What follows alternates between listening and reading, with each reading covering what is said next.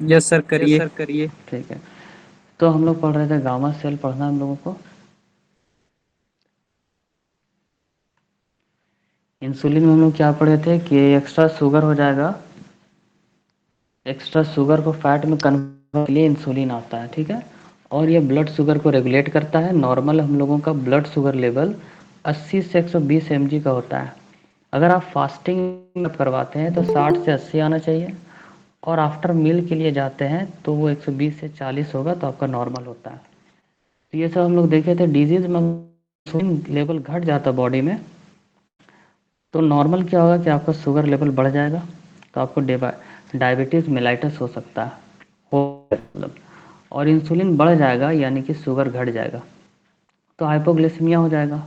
हाइपोग्लिसेमिया यानी कि low blood sugar, sugar से रिलेटेड है। उसके बाद हम लोग पढ़े क्या, ग्लूकागोन।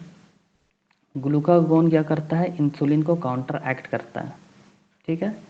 जो भी फैट स्टोर्ड है उसको शुगर में कन्वर्ट करके हम लोगों को एनर्जी प्रोवाइड करता है। तो हम लोगों को पढ़ना फंक्शन ऑफ ग्लूकागोन। ग्लूकागोन ये इंसुलिन को काउंटर एक्ट करेगा। कैसे करेगा, अगर आपके बॉडी में फैट स्टोर्ड है मान लीजिए, तो उसको शुगर में कन्वर्ट करने का काम करता है ग्लूकागोन हार्मोन का, जिससे हम लोगों को एनर्जी मिलता है। मान लेते हैं कि आप फास्टिंग में हैं, ठीक है, फास्टिंग में 2 दिन तक खाना नहीं खाएं, तो भी आदमी जिंदा रहता है, ठीक है ना। तो ये कैसे होता है, जो भी आदमी के अंदर फैट है उससे एनर्जी मिलता है, तो उसी एनर्जी के सहारे आदमी का काम चल जाता है। तो वही जो स्टोर्ड फैट है उसका एनर्जी में कन्वर्ट करने का काम करता है ग्लूकागोन का। इससे होने वाली डिजीज़ को हम लोग क्या बोलेंगे, इससे होने वाली डिजीज़ को, अगर आपका कम हो जाए ग्लूकागोन लेवल, ग्लूकागोन लेवल कम हो जाए अगर आपके बॉडी में, तो होगा क्या, ये हाइपोग्लिसेमिया हो जाएगा। रिवर्स ऑर्डर में चल रहा ना। आप लोगों को पता है कि इंसुलिन का उल्टा काम कर रहा है ग्लूकागोन, तो वहाँ पे हाइपर था तो यहाँ पे हाइपो होगा। तो हाइपो में हो जाएगा हाइपोग्लिसेमिया, लो ब्लड शुगर वही। और हाइपर में चल जाएंगे तो ये रेयर केस, डायबिटीज़ होता है मगर रेयर केस वाला, ठीक है। रेयर में मतलब कभी कभार ऐसा होता है कि डायबिटीज़ हो जाता है हाइपर होने पे, रेयर है बहुत। उसके बाद आते हैं हम लोग सोमैटोस्टैटिन। तो सोमैटोस्टैटिन कौन रिलीज कर रहा है,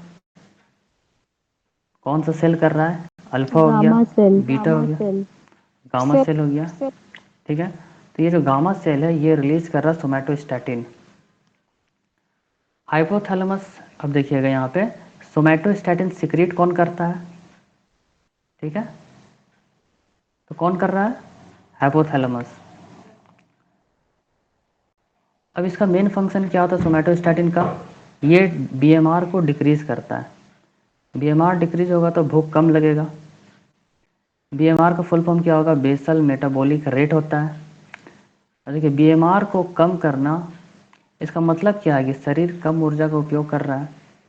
मान लेते हैं मान लेते हैं कि आप 200 ग्राम खाना खाएं, तो उसको जो पचाने का टाइम लेगा बॉडी, वो 2 घंटा ले रहा। तो ये नॉर्मल बीएमआर है कि हाँ भाई 200 ग्राम खाते हैं तो 2 घंटा उसको पचाने में लग जाता है। हार्ट बीट 1 मिनट में 72 बार धड़कता है, तो क्या हो रहा है, हार्ट बीट 1 मिनट में 72 बार धड़क रहा है। तो ये हो गया बीएमआर आपका, ठीक है। अगर बीएमआर गड़बड़ा गया तो मामला गड़बड़ होगा, ठीक है। ये सब नॉर्मल वाला है। बीएमआर घट गया तो आपको क्या होगा, भूख कम लगेगा। तो यहाँ पे हम लोगों का पैनक्रियाज ख़त्म होता है। उसके बाद हम लोग आते हैं एड्रिनल ग्लैंड। तो हम लोगों ने कौन कौन सा ग्लैंड पढ़ा था, 9 लिस्ट हम लोग क्या पढ़ रहे हैं, एंडोक्राइन ग्लैंड पढ़ रहे हैं। एंडोक्राइन ग्लैंड में 9 ग्लैंड था, जिसमें से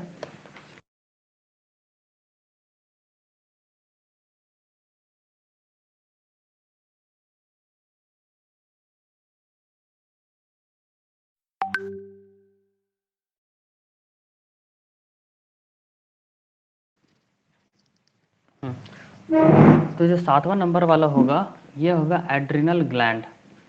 एड्रिनल ग्लैंड को हम लोग बोल सकते हैं ऑल्सो नॉन एज, होता है इसका मतलब एड्रिनल ग्लैंड को हम लोग बोल सकते हैं इमरजेंसी ग्लैंड। आगे हम लोग समझेंगे इमरजेंसी मतलब क्या होता है इमरजेंसी ग्लैंड। या तो हम लोग बोल सकते हैं 3 एप्स gland, life saving gland, force gland या डू और डाई ग्लैंड। तो ये एड्रिनल ग्लैंड जो होता है ये बहुत इंपॉर्टेंट होता है एग्जाम पॉइंट ऑफ व्यू से, क्योंकि इसमें जो पढ़ना हम लोगों को ना थोड़ा कन्फ्यूजिंग होता है और थोड़ा क्या है रटने वाला होता है, तो नाम इसका थोड़ा उल्टा पलटा है, तो यहाँ से क्वेश्चंस अक्सर देखा जाता है।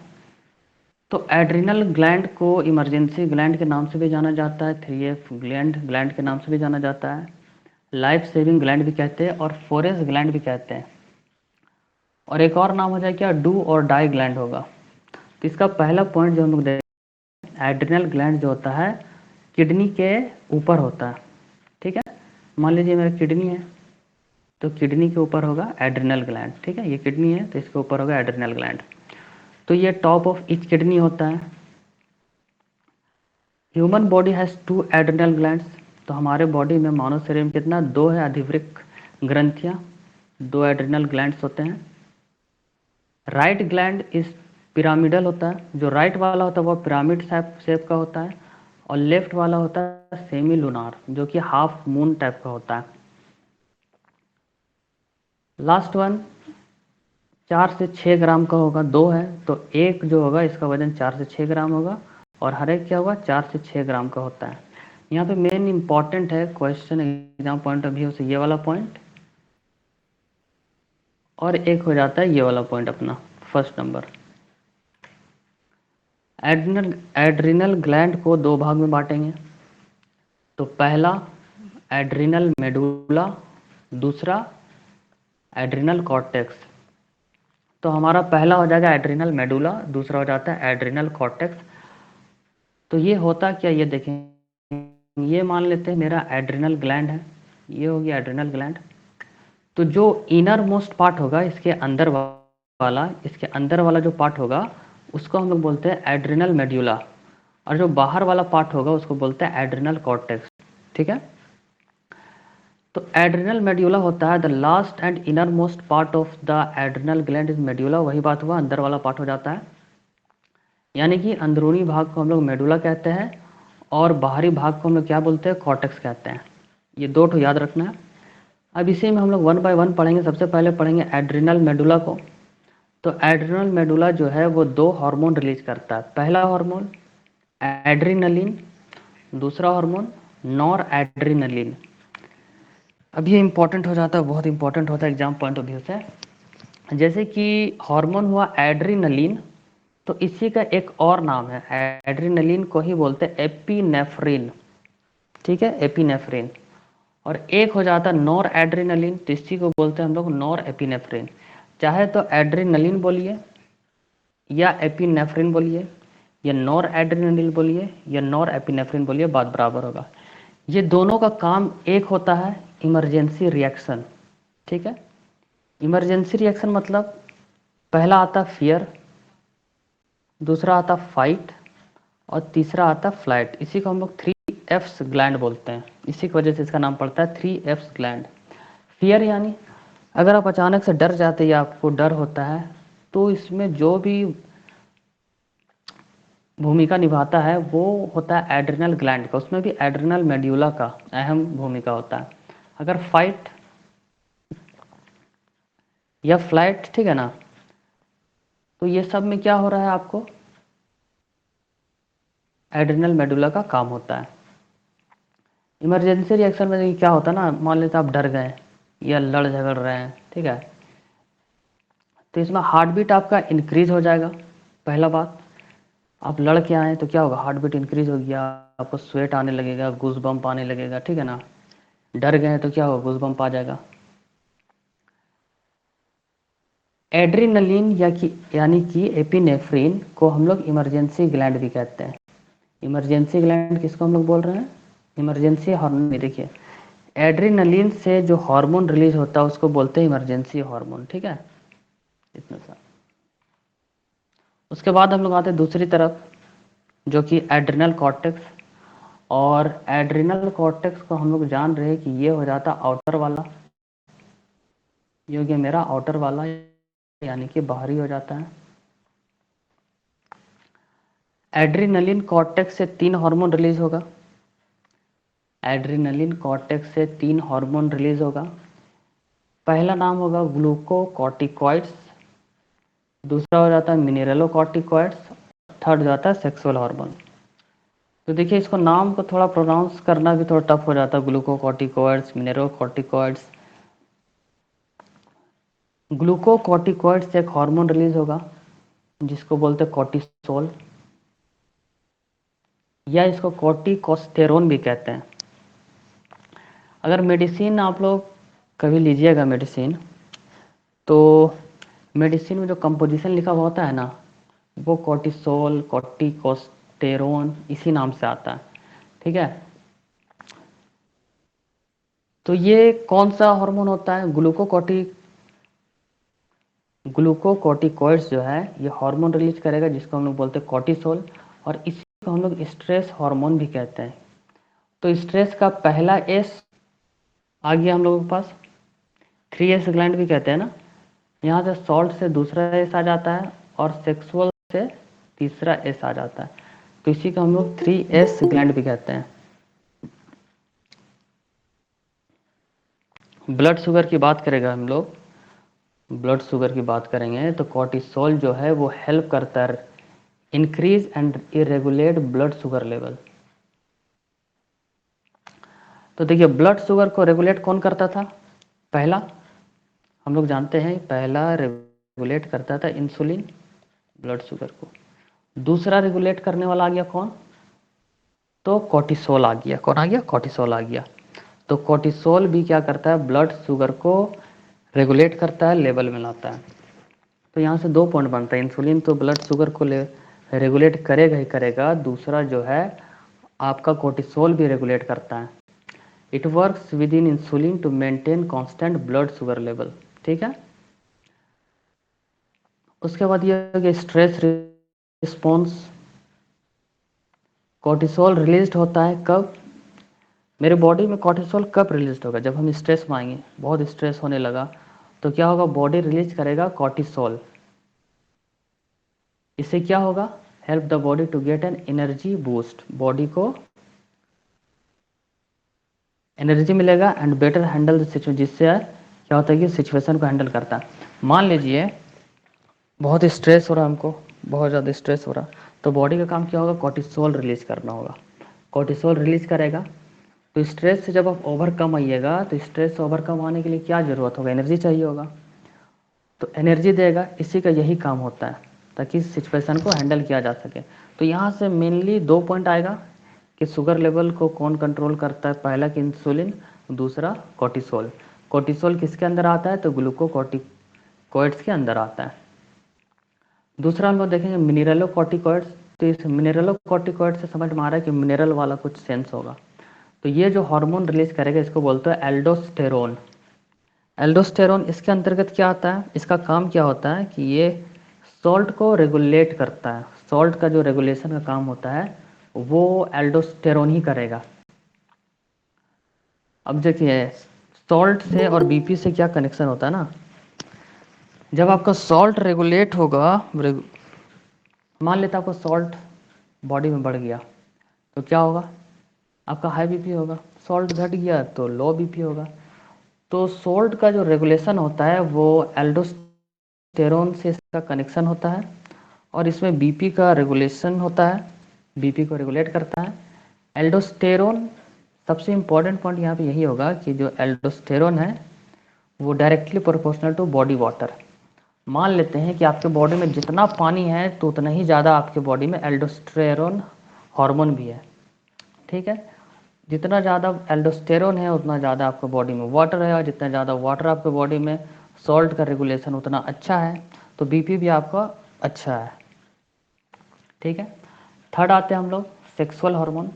तो सेक्सुअल हार्मोन में 3 हार्मोन आता है। पहला एंड्रोजन, दूसरा एस्ट्रोजन, और थर्ड हो जाता है टेस्टोस्टेरोन। अब ये तीनों का काम क्या होता है? Helps in the development of character, ठीक है। तो ये 3 हार्मोन है, हमेशा याद रखना। एक होता है एंड्रोजन, एक एस्ट्रोजन और एक टेस्टोस्टेरोन। ये सेक्सुअल हार्मोन है, इसका काम होता है सेक्सुअल कैरेक्टर को डेवलप करना। The 3 hormones that control blood sugar levels, पहला क्या था जो ब्लड शुगर लेवल को कंट्रोल कर रहा था? एक था इंसुलिन, दूसरा हम लोग क्या पढ़े? कॉर्टिसोल, और थर्ड क्या है? ग्लूकागोन। ग्लूकागोन हम लोग पढ़े थे, उल्टा काम कर रहा था। तो यहाँ पे ब्लड लेवल, ब्लड शुगर को कंट्रोल करने वाला 3 हार्मोन है, एक इंसुलिन, ग्लूकागोन और एक कॉर्टिसोल। अब इससे होने वाले डिजीज़ को हम लोग देखेंगे तो क्या होगा? इससे होने वाली डिजीज़ में अगर आपका कोर्टिसोल कम हो जाती है, कोर्टिसोल है, और अगर आपका कोर्टिसोल कम हो जाता है, हाइपो यानी कम हो जाता है, तो जो एक्स्ट्रा प्रोटीन है बॉडी में, उससे क्या हो? शुगर डिक्रीज हो जाएगा।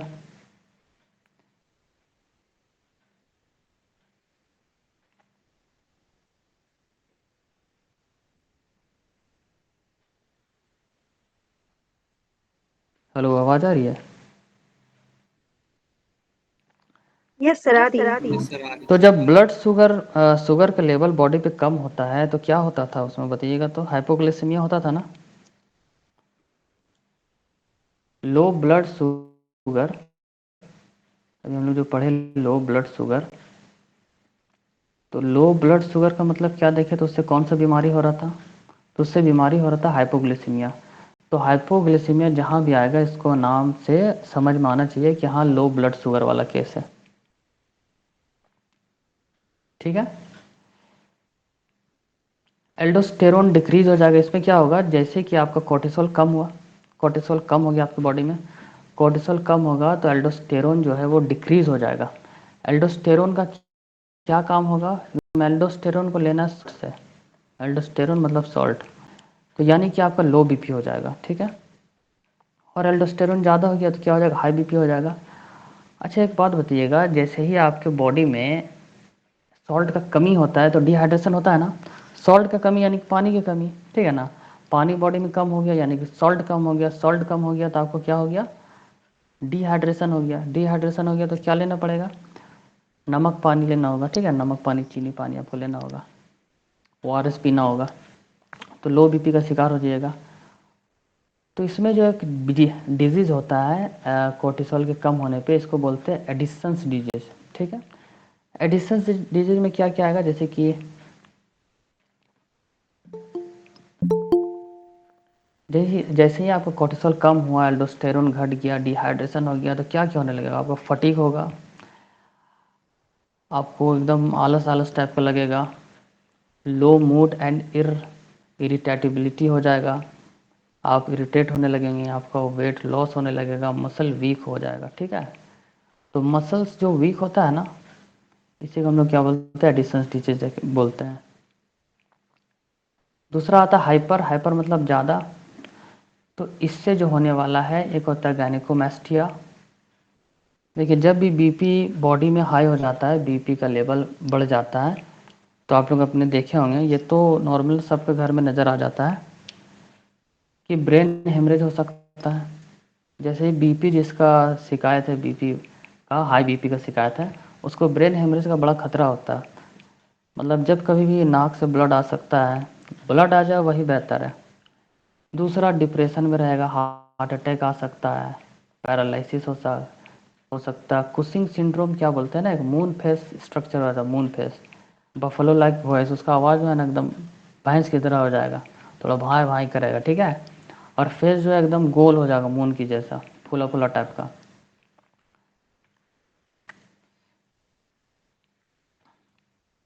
गोनैड्स। अच्छा मिक्स्ड ग्लैंड में हम लोग क्या क्या पढ़े? तो मिक्स्ड ग्लैंड में कितना तरह का मिक्स्ड ग्लैंड होता है, कौन कौन होता है?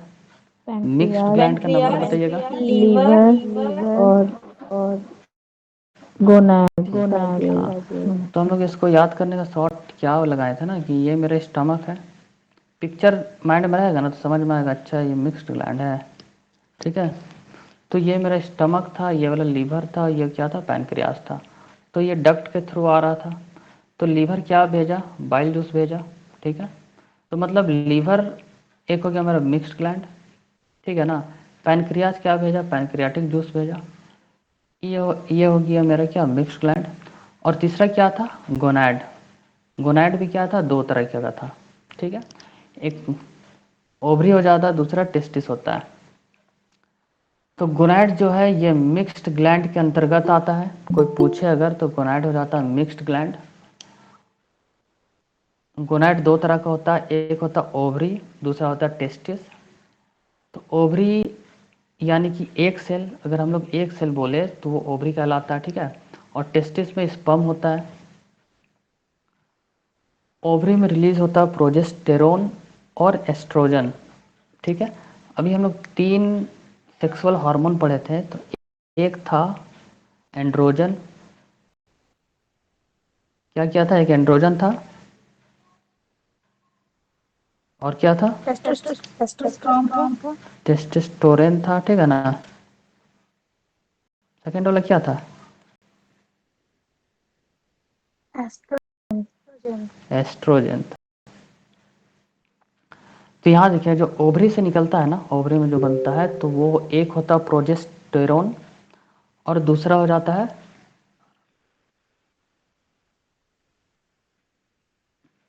पहला होता है प्रोजेस्टेरोन और दूसरा होता है एस्ट्रोजन। ये ओवरी का पार्ट है। मगर जो टेस्टिस से बनता है वो होता है टेस्टोस्टेरोन, ठीक है। अब ये दोनों का एक ही फंक्शन होता है कि ये सेकेंडरी सेक्सुअल कैरेक्टर डेवलप करना, द्वितीय लिंग, द्वितीयक लिंग लक्षक, है ना। तो इसका मेन काम क्या होता है, रिप्रोडक्शन होता है, प्रजनन का मेन काम होता है। अब यहाँ से जो एग्जाम में आने वाला है point of view, largest cell अगर पूछ दिया जाए, अक्सर पूछा जाता है लार्जेस्ट सेल, तो कौन होगा, एक सेल होगा, लार्जेस्ट सेल होता है। इंसान के बॉडी में सबसे ज़्यादा लार्जेस्ट सेल कौन होगा, तो वो होगा एक सेल। अगर लॉन्गेस्ट सेल की बात करें तो कौन होगा, न्यूरॉन होगा, ठीक है। न्यूरॉन यानी नर्व्स, ठीक है ना, नर्व्स। और स्मॉलेस्ट सेल कौन होगा, तो वो होता है स्पर्म। तो यहाँ से तीन क्वेश्चन बना, लार्जेस्ट सेल एक सेल हो जाता है, लॉन्गेस्ट सेल न्यूरॉन हो जाता है, और स्मॉलेस्ट सेल हो जाता है स्पर्म।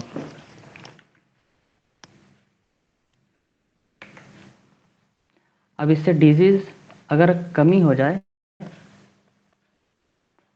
और ज़्यादा हो जाए, दोनों में क्या काम होगा, चाहे तो हाइपो होगा या हाइपर हो जाएगा। अगर दोनों में कोई सा भी केस आता है तो इसका रिजल्ट एक ही होगा। इसका रिजल्ट क्या होगा कि इनफर्टिलिटी हो जाएगा। इनफर्टिलिटी या स्टेरिलिटी भी कहते हैं, यानी कि बांझपन, ठीक है। तो ये हो जाता है। अगर स्टेरिलिटी होता है तो क्या होता है कि प्रेगनेंसी कंसीव नहीं कर पाता है, ठीक है। और अगर इनफर्टिलिटी हो गया तो इम्प्लांटेशन नेवर अकर्स, यानी कि क्या होगा ना, हमेशा मिसकैरेज होगा। तो ये दो बात है, डिफरेंस हुआ स्टेरिलिटी में और इनफर्टिलिटी में। तो स्टेरिलिटी जब होगा तो उसमें कंसीव ही नहीं कर पाएगा, और इनफर्टिलिटी में क्या होगा कि कंसीव तो करेगा मगर मिसकैरेज हो जाएगा, ठीक है।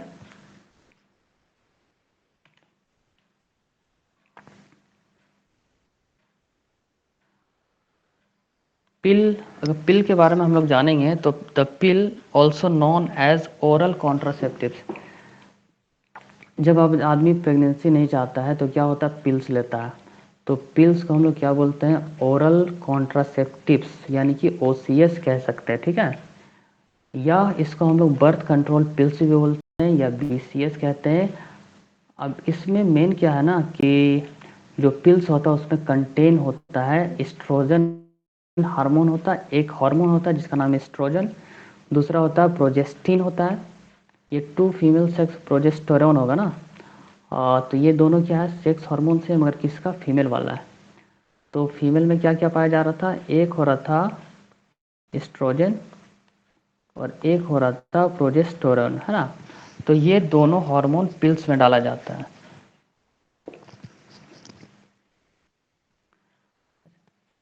जब आदमी ओवर एक्साइटमेंट में आता है, ओवर एक्साइटमेंट हो जाता है, तो उसमें क्या, कौन सा हार्मोन रिलीज होगा, अगर क्वेश्चन आए कि ओवर एक्साइटमेंट के टाइम में कौन सा हार्मोन रिलीज होगा, तो ये होगा एस्ट्रोजन, ठीक है। एस्ट्रोजन रिलीज होता है। उसके बाद आते हैं हम लोग पिट्यूटरी ग्लैंड। देखिए जो हम लोग बायोलॉजी पढ़ रहे हैं ना, इसमें से ऐसा कोई भी पॉइंट छूट नहीं रहा, मैक्सिमम का मैक्सिमम पार्ट हम लोग कवर कर रहे हैं। जैसे ग्लैंड पढ़े हैं तो आप जाके कोई सा भी बुक सॉल्व करिएगा तो आप देखिए कि मोर देन 90% क्वेश्चन सॉल्व होगा। उसके बाद आते हैं हम लोग पिट्यूटरी ग्लैंड। तो पिट्यूटरी ग्लैंड को हम लोग मास्टर ग्लैंड बोलते हैं। और बताइए कि सुपर मास्टर ग्लैंड किसको बोलते हैं?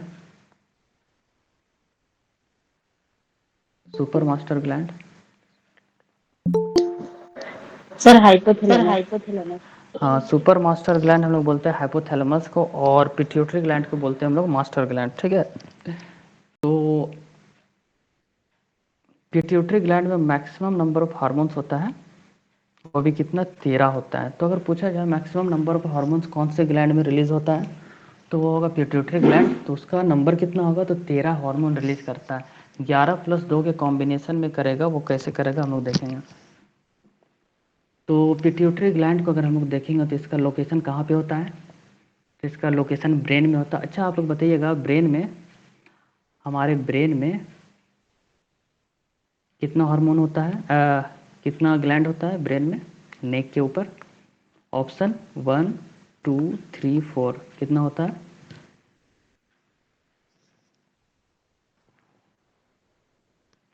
बताइएगा कितना होता है हमारे ब्रेन में, कितना ग्लैंड होता है? 3 होता है। ठीक है, बहुत बढ़िया। तो पिट्यूटरी ग्लैंड क्या होता है ना, स्मॉल ग्लैंड होता है, स्मॉल ग्लैंड होगा, और ये पी साइज्ड का होगा, एकदम मटर के दाने के टाइप का होगा, पी साइज्ड का होगा। और ये एक एंडोक्राइन ग्लैंड है, ये हम लोग जानते थे। लोकेशन क्या, इसका लोकेशन क्या होगा, at the base of your brain below the hypothalamus, hypothalamus के नीचे होगा, ठीक है, ब्रेन में। इसको हाइपोफाइसिस भी कहते हैं। क्या बोलते हैं, हाइपोफाइसिस। थोड़ा सा रटने वाला चीज़ है हाइपोफाइसिस। पिट्यूटरी ग्लैंड को हाइपोफाइसिस भी बोलते हैं। उम्मीद कम है कि इससे क्वेश्चन आएगा। और पिट्यूटरी पिट्यूटरी ग्लैंड को दो मेन सेक्शन में डिवाइड करते हैं, एक एंटीरियर पिट्यूटरी, एक होता है पोस्टीरियर, मतलब एक आगे वाला हिस्सा, एक पीछे वाला हिस्सा। ठीक है, तो जो हम लोग यहाँ पे देख रहे हैं कि पिट्यूटरी ग्लैंड में मैक्सिमम नंबर ऑफ हार्मोन्स कितना होता है, 13। 13 में तो हम लोग कुछ कुछ हार्मोन पढ़ते हैं। जैसे कि पहला हार्मोन पढ़ेंगे तो ये होता है ग्रोथ हार्मोन। ग्रोथ हार्मोन तो हम लोग अपना लैंग्वेज में बोल रहे हैं, हम लोग अपने लैंग्वेज में ग्रोथ हार्मोन, मगर इसका कुछ एक लैटिन वर्ड होगा।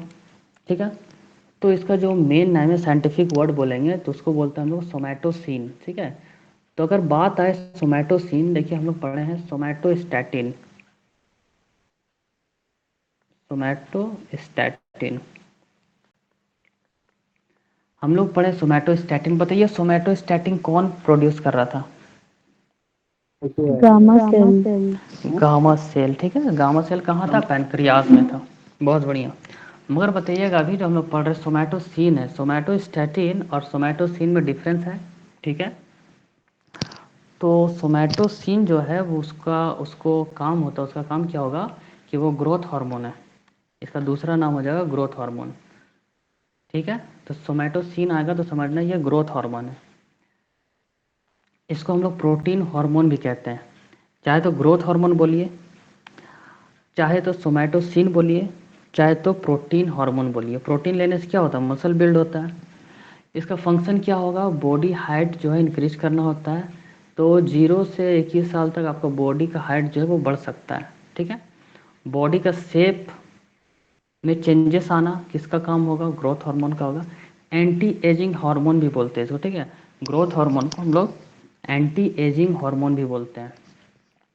अब इससे होने वाला डिजीज, अगर आप में ग्रोथ हार्मोन की कमी हो जाए तो क्या हो जाएगा, ड्वार्फिज्म हो जाएगा। ड्वार्फिज्म मतलब बौनापन। ठीक है, तो अगर आप में नहीं, अगर किसी में ड्वार्फिज्म हो जाता है, ठीक है, मतलब कि ग्रोथ हार्मोन की कमी होगा, तो कौन सा बीमारी होगा, ड्वार्फिज्म हो जाएगा। और अगर हाइपर हो जाता है, ज़्यादा हो जाता है, ग्रोथ हार्मोन ज़्यादा हो गया, तो उसको हम लोग बोलते हैं गैगेंटिज्म। गैगेंटिज्म मतलब देख रहे हैं ना, ये आदमी छोटा है और ये कितना लंबा है, तो इसको हम लोग बोलते हैं गैगेंटिज्म, मतलब ज़्यादा लंबा आदमी हो गया। और बौना को क्या बोलते हैं, ड्वार्फिज्म बोलते हैं। दूसरा है एक्रोमिगेली। एक्रोमिगेली क्या होता है पता है? ऋतिक रोशन को देखे हैं ना, ऋतिक रोशन, उसका कितना उंगली है? और उंगली का नंबर बढ़ जाता है। हाँ, तो उसका उंगली है 6, एक एक्स्ट्रा उंगली आ जाता है। तो जैसे उंगली का नंबर बढ़ जाता है उसको हम लोग बोलते हैं एक्रोमिगेली। ठीक है। दूसरा हार्मोन ऑक्सीटोसिन। तो ऑक्सीटोसिन करता क्या है? ऑक्सीटोसिन को बनाएगा कौन? तो पहली बात है कि हाइपोथैलेमस जो है, सुपर मास्टर ग्लैंड, वही बनाएगा ऑक्सीटोसिन को। मगर उसको रखता कौन है? तो पिट्यूटरी ग्लैंड रखेगा, वो भी पोस्टीरियर वाला, ठीक है, पीछे वाला। And releases into your blood stream. ठीक है। देखिए हाइपोथैलेमस ऑक्सीटोसिन को बना दिया। अभी ऑक्सीटोसिन क्या है वो बताएंगे। तो ऑक्सीटोसिन को बनाया हाइपोथैलेमस, बना के दे दिया किसको? पिट्यूटरी ग्लैंड को, वो भी पोस्टीरियर वाला को। और रिलीज करेगा ब्लड स्ट्रीम में, मतलब ये ब्लड में उसको रिलीज कर देगा। अब देखिए ऑक्सीटोसिन क्या होता है, इसका प्रोडक्शन हाइपोथैलेमस में हुआ। यहाँ से क्वेश्चन गिरता है ना, ये सब कंफ्यूजिंग है तो यहाँ से क्वेश्चन बनता है। तो ऑक्सीटोसिन का अगर प्रोडक्शन पूछे तो हाइपोथैलेमस में प्रोडक्शन होता है, और इसका फंक्शन, ऑक्सीटोसिन का फंक्शन होगा पिट्यूटरी ग्लैंड में। तो इसका फंक्शन में होता है लव हार्मोन। ठीक है, तो इसको हम लोग, इसका फंक्शन होता है लव हार्मोन, तो ये लव हार्मोन रिलीज करेगा। दूसरा मिल्क हार्मोन होता है, तो इसमें क्या होता है? रिलीज। मिल्क तो बना बॉडी में बना मिल्क, ठीक है, मगर उसको रिलीज करने का जो काम होता है ना, उसका काम होता है ऑक्सीटोसिन का। मान लीजिए गाय दूध नहीं दे रही है ना, गाय का दूध रिलीज ही नहीं हो रहा, तो उसका इंजेक्शन ऑक्सीटोसिन का पड़ता है, पता है, ताकि वो ज़्यादा मिल्क निकाले। तो गाय रखने वाला क्या करता है, दूध बेचने वाला, कि गाय को जो है ना ऑक्सीटोसिन का इंजेक्शन लगवाता था कि ज़्यादा से ज़्यादा उसका कैपेसिटी से भी ज़्यादा मिल्क निकाल सके। तो ये गलत बात है। तो रिलीज ऑफ मिल्क किसके कारण होता है? ऑक्सीटोसिन के कारण होता है। और ये बर्थ हार्मोन भी है, जैसे कि बच्चा बाहर निकालने के टाइम में, ठीक है, डिलीवरी के टाइम में बच्चे को तो बाहर आना है, तो बाहर आने का काम क्या होगा, उस समय ऑक्सीटोसिन रिलीज होता है, भर भर के रिलीज होगा। एक क्वेश्चन अराइज होगा यहाँ पे कि labour pain during pregnancy which hormone helps. तो प्रेगनेंसी के टाइम में जब लेबर पेन होता है तो कौन सा हार्मोन होता है जो हेल्प करता है? तो ये हार्मोन होता है ऑक्सीटोसिन। ऑक्सीटोसिन ही हार्मोन है। अगर अच्छा रहा, ठीक है, तो क्या होगा, डिलीवरी के टाइम में आराम होगा।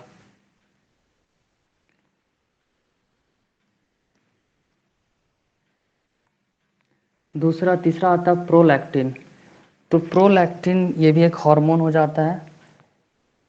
तो ये क्या होता है, प्रोलैक्टिन का काम क्या होता है ना, कि ब्रेस्ट के डेवलपमेंट में होता है, या कि मिल्क प्रोडक्शन हो गया या अदर बॉडी फंक्शन हो जाता है।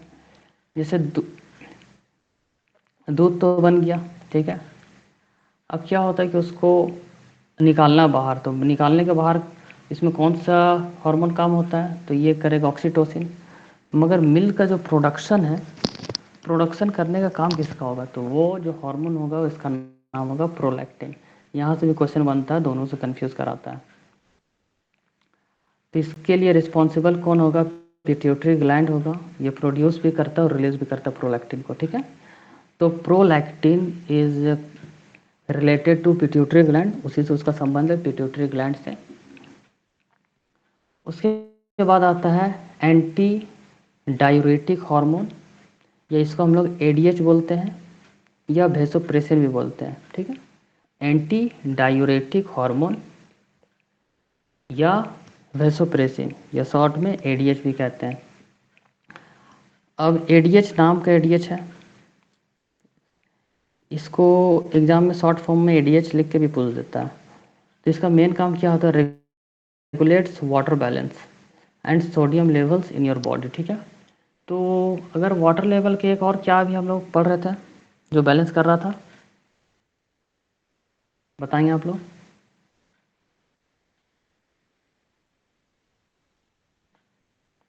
आई बीपी वाला कौन लेवल कर रहा था? बीपी वाला भूल गए? एल्डोस्टेरोन। एल्डोस्टेरोन, ठीक है। तो एक यहाँ पे आ जाता है एंटी ड्यूरेटिक हार्मोन। तो इसका प्रोडक्शन कहाँ पे होगा? हाइपोथैलेमस में होगा। और फंक्शन क्या होगा? पिट्यूटरी में। सेम ऑक्सीटोसिन का प्रोडक्शन कहाँ पे हो रहा था? हाइपोथैलेमस में हो रहा था। फंक्शन कहाँ हो रहा था? पिट्यूटरी में हो रहा था। वैसे ही एंटी ड्यूरेटिक का भी प्रोडक्शन हाइपोथैलेमस में होता है। हाइपोथैलेमस कहाँ होता है भाई? ब्रेन में होता है। पिट्यूटरी कहाँ होता है? ब्रेन में होता है। तो सारा ब्रेन का खेल है।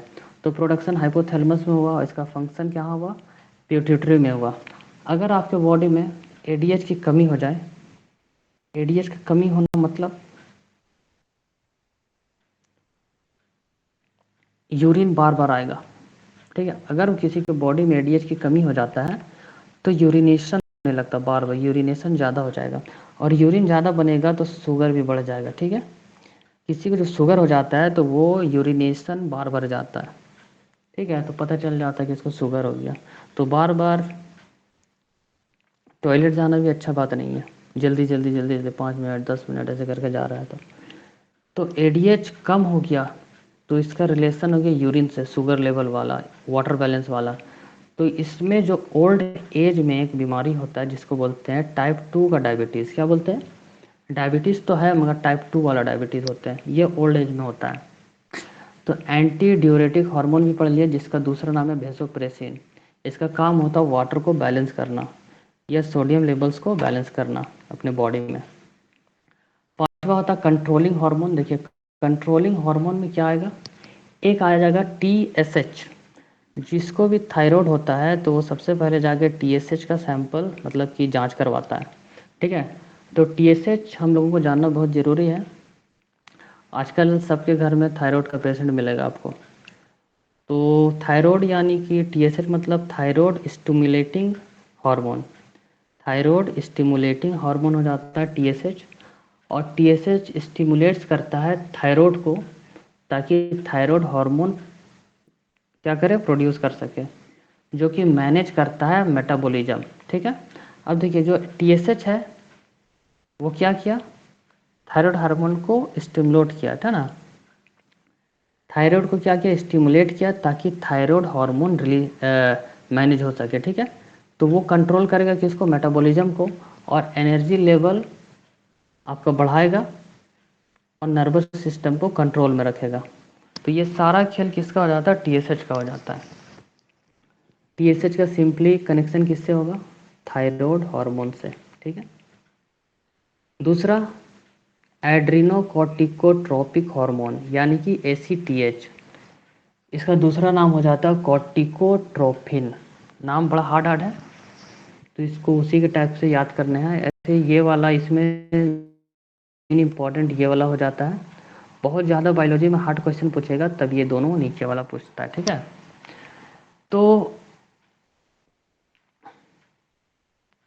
ACTH का रोल क्या होता है ना कि अगर आपका बॉडी स्ट्रेस में है तो वो कैसे रिस्पॉन्स करता है, ठीक है।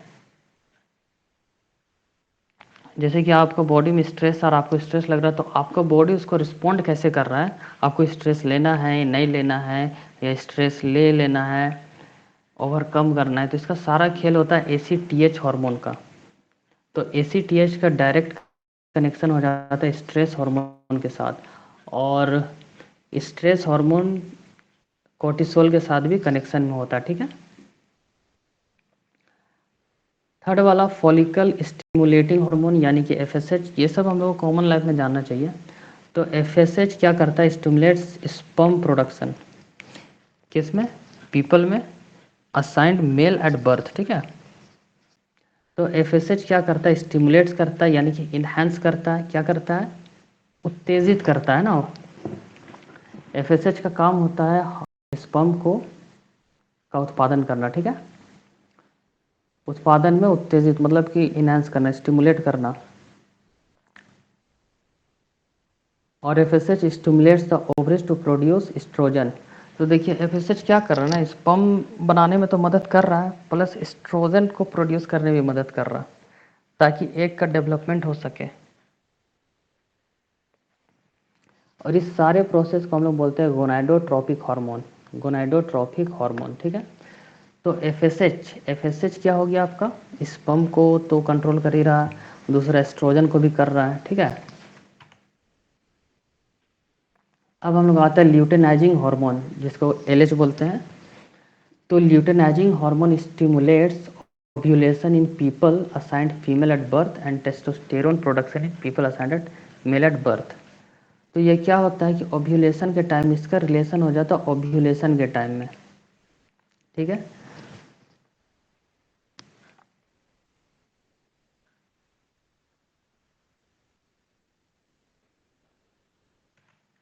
तो यहाँ तक क्लियर है आप लोगों को?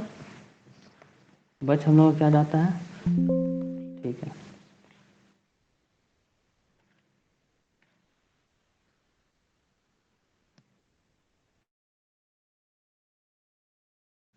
नज़र नहीं आ रही है ना? नहीं सर, नहीं आ नहीं रही सर, है। नहीं आ रही है। तो लास्ट स्लाइड हम लोगों को बचा हुआ है हाइपोथैलेमस। अब नज़र आ रही है ना? ठीक है, तो नज़र आ रही है। लास्ट हो जाता है हम लोग का हाइपोथैलेमस। हाइपोथैलेमस को हम लोग बोलते हैं super master gland. Super master gland होता है, देखिए हाइप, नज़र नहीं आ रहा? सर सर आप खुद ही लेफ्ट आप हो खुद गए ही हैं। लेफ्ट हो गए हैं। हम ही लेफ्ट हो गए हैं, ऐसा कैसे? जी। तो लास्ट हम लोगों को बच जाता है हाइपोथैलेमस, जिसको हम लोग सुपर मास्टर ग्लैंड बोलते हैं, और इसके नीचे आता है पिट्यूटरी ग्लैंड। तो हाइपोथैलेमस, सुपर मास्टर, तो सुपर मास्टर किसको कंट्रोल करेगा? मास्टर को। मास्टर यानी पिट्यूटरी ग्लैंड, और ये कंट्रोल करता है ग्लैंड को, ठीक है। हाइपोथैलेमस कंट्रोल करेगा पिट्यूटरी को, और पिट्यूटरी कंट्रोल करेगा सारे ग्लैंड्स को, ठीक है। इसका चैन कैसे बना? हाइपो बना, हाइपो कंट्रोल किया पिट्यूटरी को, पिट्यूटरी कंट्रोल करेगा सारे ग्लैंड्स को, ठीक है। खत्म हो गया। इसका फंक्शन क्या होता है? Again oxytocin controls feeling, feeling को कंट्रोल करता है। ऑक्सीटोसिन आप लोग पढ़ चुके हैं, मिल्क वाला। दूसरा एडीएच यानी कि वाटर बैलेंस भी कंट्रोल करता है हाइपोथैलेमस, इसका भी काम होता है। अगर हम लोग प्रेगनेंसी किट देखेंगे तो प्रेगनेंसी किट में क्या होता है ना, detects hormone human chronic gonadotropin, ठीक है। A pregnancy test detects the hormone human chronic gonadotropin, यानी कि देखिए इसका जो हार्मोन होता है, एक हार्मोन निकलता है, तो उसको हम लोग स्मॉल एच कैपिटल सी जी से ही रिप्रेजेंट करते हैं, ठीक है। तो जो हमारे प्रेगनेंसी किट आप जाके लीजिएगा, तो उसमें जो हार्मोन होता है, यहाँ बताने चाह रहा, उसमें जो हार्मोन प्रेजेंट होता है जो डिटेक्ट करता है, तो उसमें एच सी जी हार्मोन होता है, ठीक है। तो एच सी जी का full form human chronic gonadotropin. अगर क्वेश्चन आ जाए कि प्रेगनेंसी टेस्ट किट में कौन सा हार्मोन होता है, तो एच सी जी हार्मोन होता है, ह्यूमन क्रोनियन कोरियोनिक गोनेडोट्रोपिन, ठीक है, एच सी जी। ठीक है, तो आज का क्लास हम लोग यहीं तक रखते हैं। तो लगभग हम लोगों का ग्लैंड खत्म हो गया। अब इससे रिलेटेड हम लोग कल क्वेश्चन कर ले या नया टॉपिक पढ़ें? सर क्वेश्चंस अगर लेटेस्ट में दे देंगे तो ठीक रहेगा। टेस्ट में, जी सर। क्वेश्चन टेस्ट में ले ले या लाइव क्लास में ले लें, या कल नया टॉपिक शुरू करें? टेस्ट में ले लीजिए सर, न्यू टॉपिक फिर स्टार्ट कर लीजिए। ठीक है, तो थोड़ा बहुत समझ में आ रहा है ना? Yes sir. ठीक सर।